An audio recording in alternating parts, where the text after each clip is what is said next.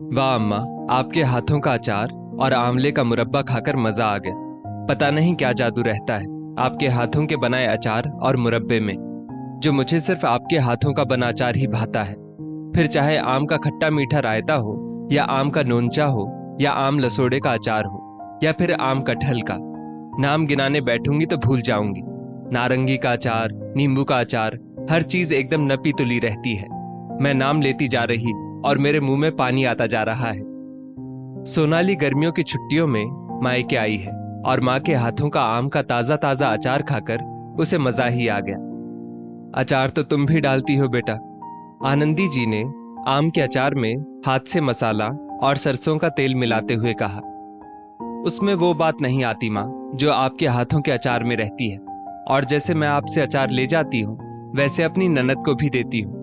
अब माँ के ना रहने पर मैं बिना कहे उनके लिए अचार डाल देती हूँ। वो तो बहुत संकोच करती है और मना भी करती है, लेकिन मुझे पता है बेटियों को मायके से आस रहती है।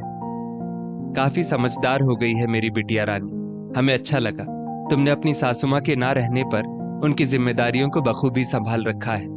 लेकिन पता नहीं हमारे ना रहने पर तुम लोगों की ये आस कौन पूरी करेगा। अम्मा, उम्मीद भी तभी तक की है जब तक आप हो। जिस दिन आप नहीं, उस दिन उम्मीद भी खत्म हो जाएगी, सोनाली ने कहा। आपको इतना सारा अचार डालने की क्या जरूरत है माँ? आजकल कौन खाता है ये सब? फालतू में काम भी बढ़ाती है और खर्च भी। बहू स्वाति और बेटे आनंद ने माँ बेटी की बातचीत में खलल डालते हुए कहा।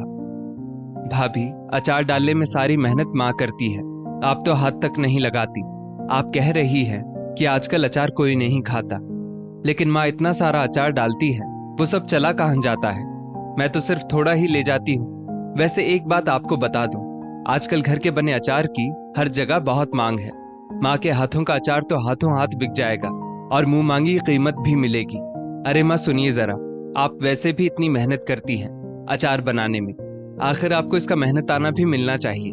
आपको अपने खर्च के लिए किसी के आगे हाथ फैलाने की जरूरत नहीं पड़ेगी, सोनाली ने अपनी भाभी स्वाति को सुनाते हुए कहा, क्योंकि वो देखती थी कि वो हर छोटी छोटी चीजों में माँ को खर्चे का ताना देती रहती थी, जबकि माँ एक मिनट के लिए भी खाली नहीं बैठती थी, हर समय काम करती रहती थी। लेकिन उसके बावजूद उनके कामों की कोई कीमत नहीं थी। उन्हें अचार डालने का बहुत शौक था और वो जिस अचार का सीजन होता वो अचार डालती। बेटी के पास तक तो अचार कम ही पहुंचता, लेकिन इधर बहू रानी सासू माँ को सामने से सुनाती कि बेकार में ही इतना अचार डालती रहती है। दूसरी तरफ वो अचार को अपने नाम से अच्छी कीमत पर बेच देती। बेचारी अम्मा मेहनत करके भी खाली हाथ रह जाती। उन्हें जब भी बेटी को कुछ देना होता तो बेटे बहू का मुंह देखती, अपने लिए भी हर चीज के लिए तरसती रह जाती। बहू रानी ये कहकर उनके हाथ में एक पैसा नहीं आने देती कि अम्मा की हर जरूरत तो हम लोग पूरी कर देते हैं, उन्हें रुपये पैसे की क्या जरूरत। वो बेचारी अपना मन तो मार लेती, लेकिन बेटी को कुछ देने के लिए उनका मन बड़ा परेशान रहता।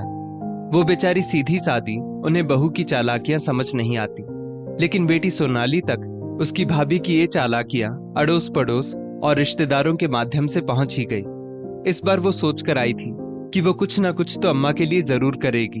वो तो उन्हें अपने साथ अपने घर ले जाना चाहती थी, लेकिन स्वाभिमानी अम्मा जाने को तैयार ही नहीं होती।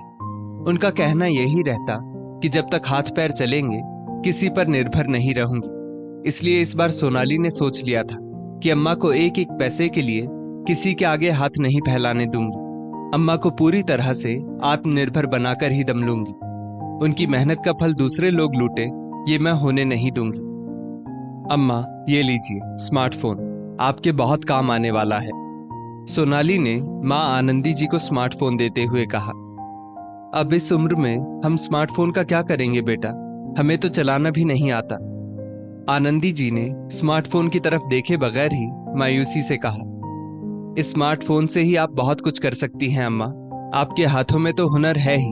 अब इसके साथ आप इसे भी चलाना सीख लीजिए, तो आपको आत्मनिर्भर बनने से कोई नहीं रोक सकता और कोई आपको बेवकूफ भी नहीं बना सकता। तुम क्या कह रही हो, हमें कुछ समझ में नहीं आ रहा। अब इस उम्र में आत्मनिर्भर बनने की क्या जरूरत है? ये सब तो हम शौकिया करते हैं, फिर तुम्हारे भाई भाभी को भी बुरा लग जाएगा कि अम्मा इस उम्र में अचार मुरब्बा बेच रही है, लोग क्या कहेंगे। अम्मा, जिन बेटे बहू और बाकी लोगों के कहने की चिंता आप कर रही हैं, क्या वो लोग आते हैं आपकी परेशानियां दूर करने? जब आप एक एक पैसे के लिए परेशान होती हैं, तब कोई आपके हाथ पर 1 रुपया भी रख जाता है? उम्र बढ़ने के साथ क्या जरूरतें भी खत्म हो जाती हैं? आपका मन नहीं करता कुछ अपने मन से खरीदने का? अपने बेटी दामाद, नाती नातिन, पोते पोती को कुछ अपने मन से लेने देने का? सब लोग छुट्टियों में कहीं ना कहीं घूमने जाते हैं, लेकिन आपको ये कहकर रोक दिया जाता है कि इतने पैसे कहां से आएंगे जो आपको कहीं घूमने फिरने भेजा जाए। अम्मा, क्या आपका मन नहीं करता कहीं घूमने फिरने जाने का? आपके हाथ में 4 पैसे आएंगे तो इच्छाएं और शौक अपने आप जाग जाएंगे। आप अपनी हम उम्र सहेलियों के साथ कहीं भी जा सकती हैं।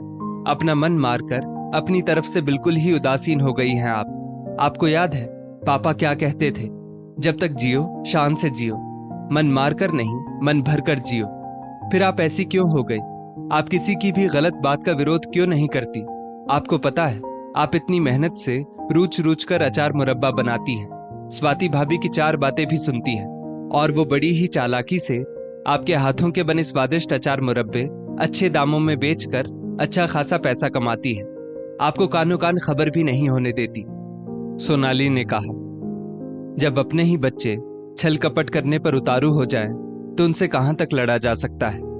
आनंदी जी ने कहा, जब तक इस शरीर में जान है और मन में इच्छाएं हैं, तब तक उनका विरोध करिए। मैं हमेशा आपके साथ हूं। मैं आपको इस तरह एक एक पैसे के लिए परेशान होते नहीं देख सकती।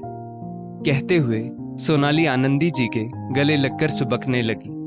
आनंदी जी भी अब तक बेटी की बातों का मतलब समझ चुकी थी कि बेटी अपनी मां को आत्मनिर्भर बनाना चाहती है, जो कि पति के जाने के बाद पूरी तरह से बहू बेटे पर आश्रित हो चुकी थी। बेटा अपने कामकाज में इतना मग्न रहता कि मां की जिम्मेदारियों की तरफ से उदासीन हो गया, और बहू इस बात का भरपूर फायदा उठाती। ठीक है, इस बार जैसा तुम चाहोगी वैसा ही होगा बेटा। हमें भी लग रहा है कि हम कुछ ज्यादा ही अपने आप में सिमट कर रह गए हैं। देखिए, इसमें मैंने व्हाट्सएप फेसबुक डाउनलोड कर दिया है अम्मा, और जितने लोगों के नंबर मेरे फोन में थे वो सब इसमें डाल दिए हैं। आप जब भी कोई चीज बनाएंगी उसकी फोटो खींचकर सभी ग्रुप में डाल दिया करना। उसके साथ उसके पैसे भी नोट कर दीजिएगा, और आसपास की दुकानों पर भी पैम्फलेट लगवा देंगे, जिससे ज्यादा से ज्यादा लोगों को आपके अचार घर के बारे में पता चल सके। आपके इस आत्मनिर्भरता के पहले कदम को हम नाम देंगे अचार घर। आपको ऑनलाइन पेमेंट लेन देन भी मैं सिखा दूंगी। जो कैश ऑन डिलीवरी करना चाहे वो कर दे, और जिसे ऑनलाइन पेमेंट करना हो वो कर दे। इस बार आपको डिजिटल करके ही जाऊंगी। आप चाहें तो अपना YouTube चैनल बनाकर भी कमाई कर सकती हैं। उसके लिए आप जब भी कोई अचार बनाए उसकी रेसिपी की वीडियो बनाकर डाल दिया करना। सोनाली माँ को हर चीज समझाती जा रही थी, और आनंदी जी भी बड़े ही ध्यान से एक एक बात समझ रही थी। उन्हें भी समझ आ गया था कि जीवन में आत्मनिर्भर होना कितना ज्यादा जरूरी है। ये तो उनका आत्मनिर्भरता की ओर पहला कदम था। धीरे धीरे उनका अचार का व्यवसाय चलने लगा। साफ सफाई, स्वाद और गुणवत्ता से कोई समझौता नहीं करती थी, जिसकी वजह से दूर दूर तक उनके अचार की मांग होने लगी। जो औरत कल तक अपने बहू बेटे के सामने एक एक पैसे के लिए मोहताज रहती थी, आज उन्होंने अपने साथ साथ मोहल्ले व आस पड़ोस की कई विधवा बेसहारा औरतों को अपने साथ काम पर लगाया, उन्हें सहारा दिया, रोजी रोटी का जरिया दिया। हुनर तो उनके अंदर था ही। बेटी सोनाली ने उस हुनर को पहचान उन्हें कमाई का जरिया दे दिया। अपनी कमाई से वो अपनी और कई जरूरतमंदों की सहायता करती हैं। इस बार वो अपनी सहेलियों के ग्रुप के साथ 4 धाम यात्रा पर जा रही है, और खुशी उनके चेहरे से झलक रही है। इसे कहते हैं आत्मनिर्भरता की चमक। दोस्तों, इस स्टोरी को लेकर आपकी क्या राय है? नीचे कमेंट करके जरूर बताइएगा, और ऐसी ही और भी बेहतरीन वीडियोस के लिए हमारा पेज जरूर फॉलो करें।